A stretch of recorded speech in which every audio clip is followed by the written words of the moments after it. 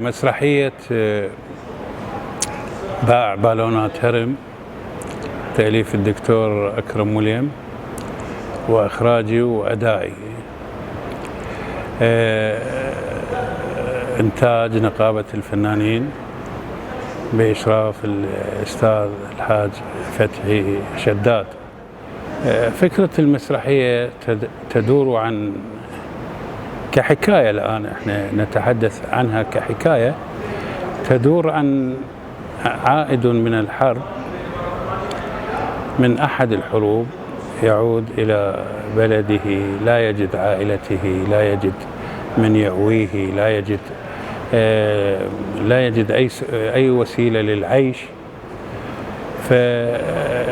فيعاني من الوحدة، يعاني من الاضطراب، يعاني من الضغوطات المجتمعية، يعاني من لا يستطيع أن يجد مكان، لا يستطيع أن يجد عمل، فيلجأ لمهنة بسيطة يقتات منها، هي بيع البالونات.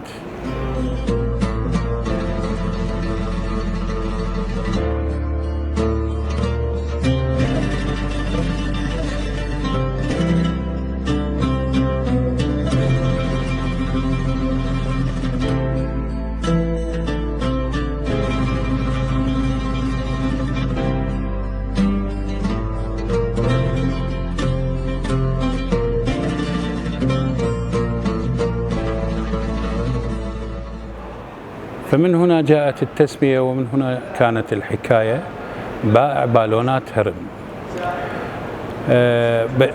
تتطور الأحداث إلى أن يجد هذا الرجل لا مناص من اللجوء إلى الله الذي يدعوه أن يقبض روحه، لكن شريطة أن يقيم وليمة وداعه الأخير.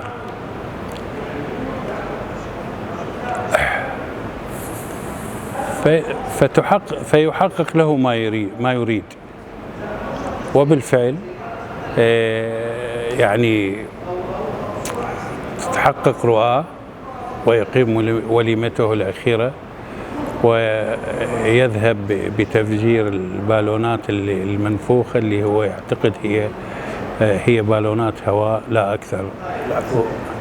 أستاذ العزيز، يطلب من يلجأ إلى الله أن يقبض روحه بعد ما يأس من البشر، من الضغوطات الاجتماعية، من الضغوطات النفسية، لا يجد أي وسيلة للعيش، ولم يجد حتى عائلته، فيناجي العائلة، يدعوهم كعصافير، يتمنى أن يلتقي بهم. كل هذه الظروف تجمعت عليه ووصل حالة من اليأس، وأعتقد أنه كل إنسان أنه بالنهاية هو مرجعه إلى الله سبحانه وتعالى. هذا على مستوى الحكاية. أما على مستوى الإخراج، فإحنا راح يكون إخراجنا فقير، باعتبار أنه إحنا لا نملك أي وسيلة لإنتاج العمل المسرحي، فقط جهودنا الذاتية ومساعدة الآخرين، مساعدة النقابة، لأنه إحنا الآن المسرح لا ناصر ولا معين له.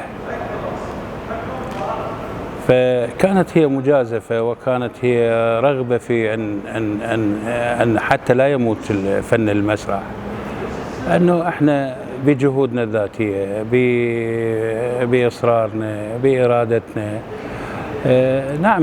نعمل ولا نتوقف.